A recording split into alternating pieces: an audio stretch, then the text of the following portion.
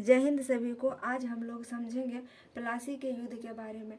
प्लासी के युद्ध हुआ था 23 जून 1757 के। प्लासी जगह जो है पश्चिम बंगाल में है। प्लासी भागीरथी नदी के किनारे है। प्लासी के स्थापना ये बंगाल राज्य के संस्थापक थे मुर्शीद कुली खान। इसने बंगाल को स्वतंत्र बंगाल की स्थापना किए थे 722 ईस्वी पूर्व में। ये बंगाल के प्रमुख नवाब हैं। बंगाल के प्रमुख शासक ये तीन जो नाम लिखा हुआ है, शुजाउद्दौला, अलीवर्दी खान और सिराजुद्दौला, ये तीनों बंगाल के प्रमुख शासक थे। मुर्शीद कुली खान के द्वारा राजधानी को मुर्शिदाबाद बनाया गया था। सिराजुद्दौला इसमें सबसे योग्य शासक थे। सिराजुद्दौला का लड़ाई चलता था घसीटी बेगम और राजबल्लभाचार्य के साथ। ये पड़ोस के थे राजबल्लभाचार्य और इनके परिवार ही थी घसीटी बेगम, जिनसे इनका विवाद रहता था। यही विवाद को फायदा उठाकर अंग्रेजों ने फोर्ट विलियम का किला बनवाने लगा। फोर्ट मतलब होता है किला, विलियम मतलब होता है विलियम, वहाँ के इंग्लैंड के राजा का नाम था विलियम। तो फोर्ट विलियम का किला बनवाने लगा। तो सिराजुद्दौला ने इस पे अचानक से हमला कर दिया और हमला करने के बाद 146 लोगों को कलकत्ता के चंद्रनगर में कैद करके एक छोटा सा घर में 146 को बंद कर दिया, जिससे 146 में से 23 लोग बचे और 123 लोग की मृत्यु हो गया। इस घटना को ब्लैक हॉल की घटना कहते हैं। इसी में एक इतिहासकार था जिसका नाम है हॉर्नबिल। तो चलिए एक बार शुरू से बोलते हैं। बंगाल राज्य के संस्थापक थे मुर्शीद कुली खान। मुर्शीद कुली खान ने बंगाल राज्य के स्थापना किए थे 722 ईस्वी पूर्व में और राजधानी बनाए थे मुर्शिदाबाद को। यहाँ बंगाल का प्रसिद्ध शासक यानी योग्य शासक थे शुजाउद्दौला, अलीवर्दी खान, सिराजुद्दौला, ये सभी योग्य शासक का क्रम है। सिराजुद्दौला के बताइए, सिराजुद्दौला के विवाद चलता था किनके साथ? घसीटी बेगम और राजबल्लभाचार्य के साथ। अगर आपसे क्वेश्चन पूछेगा कि सिराजुद्दौला का विवाद किनके साथ चलता था, तो बताइएगा एक घसीटी बेगम थी और एक राजबल्लभाचार्य थे। और पूछेगा कि ब्लैक हॉल की घटना कब हुआ था? ब्लैक हॉल की घटना प्लासी के युद्ध से पहले हुआ था। ब्लैक हॉल में कितने लोगों की मृत्यु हो गया था? 123 लोग की मृत्यु हो गया था और उसमें 23 लोग बच गए थे 146 में से। इसी में से एक हॉर्नबिल इतिहासकार था। ये इतिहासकार हॉर्नबिल ने ही इस घटना के बारे में जानकारी दिया। उस समय मद्रास के गवर्नर क्लाइव था। मद्रास के गवर्नर कौन था? क्लाइव के द्वारा प्लासी के युद्ध के लिए इसको भेजा गया। क्लाइव ने क्या किया? सिराजुद्दौला के सेनापति था मीर जाफर को पैसा देकर मिला लिया। अंग्रेजों ने मीर जाफर को पैसा देकर मिला लिया, जिससे मीर जाफर ने सिराजुद्दौला को ये सांत्वना दिया, युद्ध में ही बोला कि आप घर चले जाइए, हम लोग युद्ध जीत जाएंगे। और ये जाफर ने क्या किया? मीर जाफर ने क्या किया कि सिराजुद्दौला के उधर भेजा के और अपने अंग्रेजों के साथ देते रहा। अंग्रेज को साथ देने के क्रम में सिराजुद्दौला की मृत्यु यानी सिराजुद्दौला के अंग्रेजों के द्वारा हत्या कर दिया गया। और ये प्लासी के युद्ध 23 जून 1757 को हुआ था। प्लासी जो है भागीरथी नदी के किनारे है। प्लासी कहाँ है? भागीरथी नदी के किनारे है। मीर जाफर को जब नवाब बना दिया अंग्रेजों ने, सिराजुद्दौला के मारकर पहले ही सौदा में ही किया था कि अगर मीर जाफर को मार के तुमको नवाब बनाएंगे, तो मीर जाफर को मारकर नवाब बना दिया।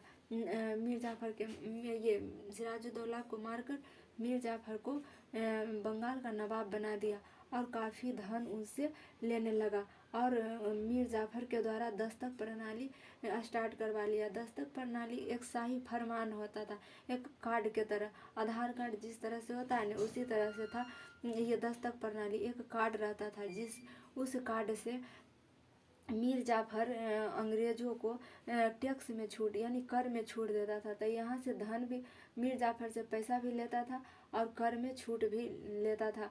तो उसके बाद जब धन खत्म होने लगा तो मीर कासिम ने क्या किया, मीर जाफर ने क्या किया, धन कम देने लगा। अब किसी को पहले ज़्यादा धन दे दीजिएगा तो बाद में कम धन लेना पसंद नहीं करेगा। कम धन दे के ज़्यादा बढ़ा सकते हैं तो ये अच्छा लगता है, लेकिन अगर किसी को पहले ही ज़्यादा इज्जत दे दीजिएगा बाद में कम कीजिएगा तो ये एक्सेप्टेबल नहीं है। तो मीर जाफर के अंग्रेज़ों ने हटा दिया। उसके बाद मीर कासिम को नवाब बना दिया। अब मीर जाफर के दामाद था मीर कासिम सबसे पहले आते ही दस्तक प्रणाली को समाप्त कर दिया।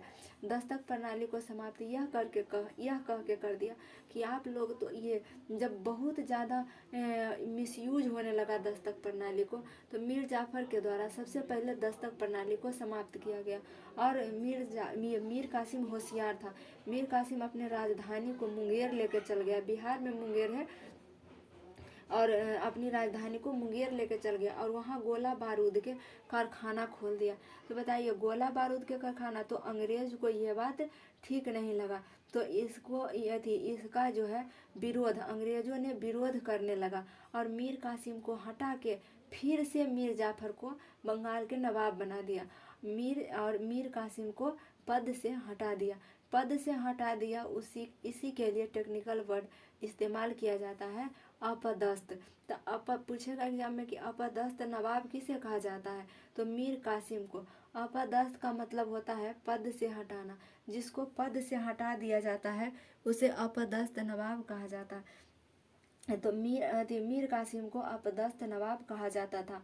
तो ये जब मीर कासिम को हटा दिया गया तो इसने विद्रोह कर दिया और अवध से बुलाया इसका दोस्त था शुजाउद्दौला, और दिल्ली से बुलाया शाह आलम द्वितीय को। मुगल बादशाह थे शाह आलम द्वितीय, उसको बुलाया नेतृत्व करने के लिए। और मीर कासिम एक खुद था और एक शाह आलम द्वितीय दिल्ली से बुलाया था शाह आलम द्वितीय को, और शुजाउद्दौला को अवध से बुलाया था। अवध से बुलाकर ये तीनों मिलकर तिलगुट सेना की स्थापना किया और तिलगुट सेना की स्थापना करके बक्सर का युद्ध किया 22 अक्टूबर 1764 के। बक्सर का युद्ध 22 अक्टूबर 1764 को हुआ। इसमें अंग्रेजी सेनापति हेक्टर मुनरो था। बताइए, ये जो लॉर्ड क्लाइव था, क्लाइव इस बार नहीं आया, इसमें एकदम खतरनाक सेनापति को लाया, हेक्टर मुनरो को। क्यों? क्योंकि यहाँ तिलगुट सेना था। तिलगुट सेना से अंग्रेज भी डर गया और एकदम हेक्टर मुनरो के लाया खतरनाक सेनापति को, और मार मार के पूरा गोली से भूंज दिया यहाँ भारतीयों को। उसके बाद जब पूरी तरह से यह युद्ध समाप्त हो गया, उसके बाद पकड़ा किसको? शाह आलम द्वितीय को। देखिए, बक्सर के क्वेश्चन पूछेगा कि बक्सर के युद्ध में मुगल बादशाह कौन था, तो आंसर होगा शाह आलम द्वितीय। लेकिन अगर क्वेश्चन कहेगा कि पलासी के युद्ध में मुगल बादशाह कौन था, तो उस टाइम था आलमगीर द्वितीय। आलमगीर द्वितीय। पलासी के युद्ध के समय मुगल बादशाह शाह आलम द्वितीय थे, ये आलमगीर द्वितीय। और बक्सर के युद्ध के टाइम में मुगल बादशाह थे शाह आलम द्वितीय। अब क्या हुआ? 22 अगस्त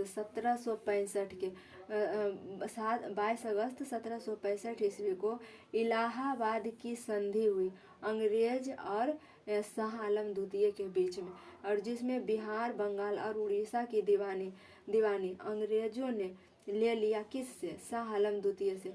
और खुद बंगाल के दीवानी लेकर पैसा तसीलने लगा। और क्लाइव को भारत में द्वैध शासन के जनक कहे जाते हैं। क्लाइव को क्या कहा जाता है? भारत में द्वैध शासन के जनक किसको कहा जाता है? क्लाइव को। तो चलिए एक बार फटाक से रिवीजन कीजिए, उसके बाद एक बार सम अप कर दीजिए, फिर क्लास खत्म करते हैं। तो पलासी का युद्ध बताइए कब हुआ था? 23 जून 1757 के। पलासी कहाँ है? तो पश्चिम बंगाल में। किस नदी के किनारे है? भागीरथी नदी के किनारे। बताइए बंगाल राज्य के संस्थापक कौन थे? मुर्शीद कुली खान। बंगाल राज्य की स्थापना कब हुआ था? 722 ईस्वी पूर्व में। बताइए राजधानी, बंगाल के राजधानी मुर्शीद कुली खान के द्वारा कहाँ बनाया गया था? मुर्शिदाबाद में। यहाँ के योग्य नवाब कौन था? सिराजुद्दौला अलीवर्दी खान, और उसके बाद शुजाउद्दौला अलीवर्दी खान, उसके बाद सिराजुद्दौला। सिराजुद्दौला के किसके साथ विवाद चलता था? तो घसीटी बेगम और राजबल्लभाचार्य के साथ। और ये अंग्रेज इस विवाद का फायदा उठाकर कौन सा किला बनवा रहे थे? फोर्ट विलियम का किला। फोर्ट विलियम के किला में कितने लोगों को कैद किया गया था? 146 लोगों को, जिसमें कितना लोग बचे थे? 23 लोग। और कितना का मृत्यु हो गया था? 123 का। इसे कौन सी घटना कहा जाता है? ब्लैक होल की घटना। इसमें कौन सा इतिहासकार था? क्वेश्चन पूछेगा कि बक्सर के युद्ध में, ये प्लासी के युद्ध में, ब्लैक होल की घटना में कौन इतिहासकार था? हॉर्नबिल इतिहासकार था। और ये अंग्रेज किसको पैसा देकर मिलाए? इसके बाद हॉर्नबिल के घटना के बाद क्या हुआ? प्लासी के युद्ध। प्लासी के युद्ध में अंग्रेज ने किसको पैसा देकर मिलाया था? मीर जाफर को। मीर जाफर को मिलाया था। मीर जाफर को मिलाकर, मीर जाफर उस समय कौन था? सिराजुद्दौला के सेनापति था। सेनापति। प्लासी जो है किस नदी के किनारे है? भागीरथी नदी के किनारे। और उसके बाद सिराजुद्दौला की मृत्यु के बाद कौन वहाँ का नवाब बना? मीर जाफर। मीर जाफर ने अंग्रेजों को क्या दिया? बहुत सारा धन दिया। और कौन प्रणाली चालू किया? दस्तक प्रणाली। मीर जाफर को मीर कासिम ने सबसे पहले क्या खत्म किया? दस्तक प्रणाली को समाप्त कर दिया। और पूछेगा क्वेश्चन कि मीर जाफर अपनी राजधानी कहाँ लेकर गए थे? तो मुंगेर। मुंगेर में क्या चीज़ के कारखाना कर रहे थे? गोला बारूद के कारखाना खोल दिए थे कि जब अंग्रेज लड़ेगा तो उससे जम के लड़ा जाएगा। मीर कासिम को अपदस्थ नवाब कहा जाता है। मीर कासिम को अपदस्थ नवाब कहा जाता है, यानी पद से हटाया गया था। उसके बाद फिर किसको बैठाया गया? मीर जाफर को। मीर जाफर को बैठाया गया। और ये मीर कासिम कौन था? ये मीर जाफर का दामाद था। मीर कासिम ने क्या किया? तिलगुट सेना की स्थापना किया। और ये शुजाउद्दौला था अवध से, और शाह आलम द्वितीय नेतृत्व कर रहे थे दिल्ली से। मुगल बादशाह थे शाह आलम द्वितीय, दिल्ली से नेतृत्व कर रहे थे। और मीर कासिम था। बक्सर के युद्ध कब हुआ था? बताइए 22 अक्टूबर 1764 में। अंग्रेजी सेनापति कौन थे? Hector Munro. उसके बाद ये युद्ध समाप्त होने के बाद कौन सी संधि हुई थी? इलाहाबाद की संधि। कब हुई थी? 22 अगस्त 1765। ये डेट के साथ पूछा हुआ क्वेश्चन है। इलाहाबाद की संधि कब हुई थी? 23 अगस्त 1765। ये जो भी डेट लिखे हैं, जिस भी युद्ध का डेट लिखा हुआ, इसका क्वेश्चन ये डेट सहित पूछा हुआ है, इसलिए इसमें डेट भी लिखा हुआ है। 22 अक्टूबर 1764 के हुआ था बक्सर के युद्ध। और 22 अगस्त 1765 को हुआ था इलाहाबाद की संधि शाह आलम द्वितीय के द्वारा बिहार, बंगाल और उड़ीसा के दीवानी का मतलब होता है पैसा। पैसा का सारा कमान कौन ले लिया था? अंग्रेज ले लिया था। और बताइए ये भारत में द्वैध शासन के जनक किसको कहा जाता है? लॉर्ड क्लाइव को। तो मिलेंगे नेक्स्ट क्लास में, तब तक के लिए जय हिंद।